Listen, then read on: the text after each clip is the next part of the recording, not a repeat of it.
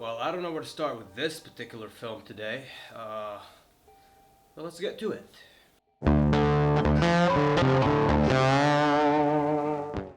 The Eternals. The Eternals was released in theaters 2 months ago, November, I believe November 5th or something, 2021. But however, The Eternals came out. It's directed by Chloe Zhao. Marvel Studios Eternals is a new team of superhero, comic hero characters. The movie, I saw it actually three times, 2 months ago when it first came out. And I can tell you right now, I wasn't very impressed with it. The movie stars, I believe, Richard Madden. It stars Selma Hayek, Angelina Jolie, Kumail Nanjiani, Don Lee, I believe. Has a huge cast, which I believe sort of was the budget for the most of this film. I do believe like half the budget went just to these actors. Like, if the movie was like $100 million to make, probably $40 million of that went to these actors, which is not a very smart move. Even though I thought the actors did a good job, well, playing the characters. I mean, they're actors. But however, the story wasn't there, the direction wasn't a huge fan. And don't get me wrong, Chloe Zhao is a good director. It's just, I feel like the execution for this specific film wasn't done very well. So let's talk about the story. Story of the Eternals. The Eternals takes place after Avengers Endgame, and we sort of cut through flashbacks and montage and present day with these characters. They're essentially celestial beings they're being sent by the Celestials to protect planet Earth from deviants, or so we thought. No spoilers. I'm not gonna spoil anything. This is a non-spoiler review. However, if I say something spoiler, obviously if I spoil something, I will let you know ahead of time. It's gonna be a spoiler. So let's talk about that. The Eternals. Let's talk about some of the characters. We have Sprite. We have Gemma Chan in this movie, who plays one of the characters. See, that's another issue I had with this film. The characters had really forgettable names. Like, there was no interest for me as an audience to connect with the characters or feel any emotions. By the third act, I didn't even have any interest, and it's, to me, I feel like developing the audience characters and audience connection, that definitely brings out emotion, and it really does pay off in a story by the third act. But in this movie, this doesn't happen. I'm not interested in any of these characters. Let's talk about one of the characters, Ikaris. Ikaris, played by, I believe, Richard Madden, who I thought did a very good job. I thought Ikaris is like a Superman type character. He's a soldier. He's the all American, but I don't know why I said that. But I thought it was a good job. The acting was good. I thought his character was slightly interesting, but the romantic relationship they built between him and Gemma Chan's character, Cersei, I believe her name was, wasn't very interesting and wasn't really connecting with the audience. I didn't believe they had one sex scene, which is, by the way, I thought was kind of awkward. But however, it didn't really connect us. There was a stronger connection between two other characters who were like side characters. They had a better relationship through two scenes than these two characters throughout the whole movie. I found Cersei and Ikaris, who are the main characters of this film, to be uninteresting, and there's no emotion. And this is not very good for any film. Film needs to establish its tone very early on. This movie sort of has a tone, but at the same time, there's nothing interesting going on that would connect me as an audience member to the story or the characters. Then we have Kumail Nanjiani's character, who I believe, I'm trying to remember his name again, a forgettable character, a character who, he had one or two funny scenes, but wasn't very like interesting. He wasn't even in the final fight. Kumail Nanjiani had one or two funny scenes with the whole Bollywood or his assistant coming along with them. He was more the comic relief character, but again, they didn't build him anywhere. He had one fight scene in the second act of the film, but then he left by the third act. He just left, and it was like, was it because in real life they couldn't afford to have him anymore, or did they just cut him out of the story? There was no whole reason why. Other characters that I completely hated in this movie was the Sprite character. I thought she was absolutely annoying. Again, another character where I felt like I understood some of her motives at the end of the film, but the execution, the lead up was terrible. We had Kit Harington in this movie, by the way, from Game of Thrones. Spoiler alert, he does have an awesome end credit scene. However, overall, he had like 5 minutes screen time in the film, but he was set up to be much bigger than that, and I was a bit disappointed by that. I was a bit disappointed by them not using that character very much, I would say. Other characters, Angelina Jolie's character, Athena.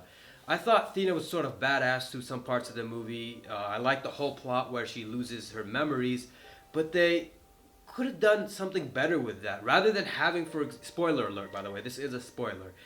Rather than having Athena, for example, lose her, try not to lose her memories, they could have done something a lot better, like make her lose her memories or something. I found a lot of issues, and I think Athena was my favorite character in this whole film. I thought she was sort of interesting, especially as a Marvel Comics person. It does tie in the Marvel Comics, obviously, with other characters. And there's a lot of Avengers references, but overall, I feel like even though she had some interesting things, I would still call it somewhat of an Obi-Wan Kenobi syndrome, which essentially, like in the prequel trilogy of Star Wars, how Obi-Wan was Ewan McGregor's Obi-Wan was the best part of that whole film, even though everything around it was absolute garbage. Like I didn't enjoy it, and that's the issue with this film. I'm not saying this movie is garbage. I thought some elements of it was good, but it wasn't the best Marvel film. It wasn't even like. It was an okay film. Like I would give it personally like a 5 out of 10. It was like 50-50. It's mediocre at best. I think the actors did an amazing job. They always do. I thought most of the budget was spent on the actors. The character that I felt like absolutely I didn't care about at all was Selma Hayek's character. I was a bit disappointed. I didn't really care much about her. And spoiler alert again, she does die in the movie in a twist. I thought the twist was pretty good, but I didn't care about her character very much. I think the characters that I sort of cared about mostly in this movie was the drug character. I thought he was very well done too. The character who sort of goes bad, he can kind of control people. He goes bad, sort of turns good at the very end. I thought that was very well done. I thought his relationship between one of the other characters who runs super fast, I thought that was well done too. There was another character, the genius character. Again, some of the issue was I kind of forgot character's name. I had to try to write it down in notebooks. I was very disappointed by certain story elements of this movie, and even the comic relief moments didn't really come off very interesting. Like they had one or two funny jokes when the assistant, Kumail Nanjiani's character, I believe his assistant was filming him, and I thought that was pretty funny. There was some funny stuff with that, but overall, this movie, I watched it twice, and I thought maybe I would get it by the second time, but I really did not. And unfortunately, I'm not saying it's the worst movie I've ever seen. It's not even the worst Marvel movie I've ever seen. But it's definitely disappointing because I enjoyed the trailers for this movie a lot more than I enjoyed the movie. One of the elements of this movie I did not enjoy was the pacing. It's a 153-minute long movie with terrible pacing. And they only had 9 characters, or 10 characters maybe. And they were supposed to have more, but the director cut them out of the movie because there were too many characters.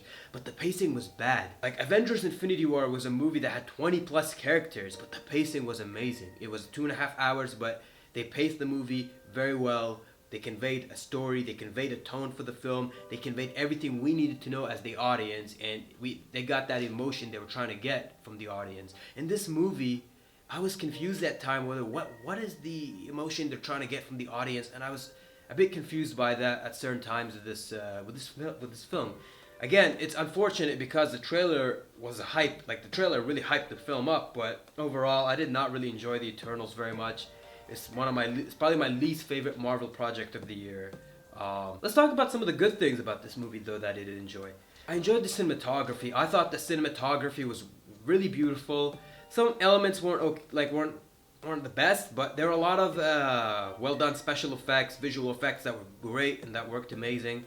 Some of the acting was incredible. I thought Angelina Jolie did a great job. She's always phenomenal with her films. I thought Richard Madden did a great job. Gemma Chan did a great job. All these different people did amazing jobs. Even I love, obviously I appreciate Marvel because there are thousands of people that put in work for this film. There's a lot of different things I did like about this film, but the overall, I thought it struggled with certain aspects in story and directing, and I'm hoping in the sequel this could be fixed. And I do want to see, as a fan, a sequel to The Eternals, with these certain elements, of course, fixed. And a lot of people will disagree with me, and that's completely fine. Everyone is entitled to their own opinion. Even if they decide to continue certain elements for the sequel movie, and they want to do something new, of course, try something new. Oh, it's always too good to try something new. But however, for this film, they tried certain things that did not work out, at least in my opinion. Some people did like it, and I know there's mixed reviews about this film. Overall, I thought Marvel's Eternals was a 5 out of 10. It could have had a few things done better, but overall, it was a 5 out of 10. I'm Mr. Movie Maniac. Thank you for watching my video. Please subscribe and like, and if you want to see more videos like this, well, this is the channel for you, I guess. Thank you. Until then, I'm out. Peace.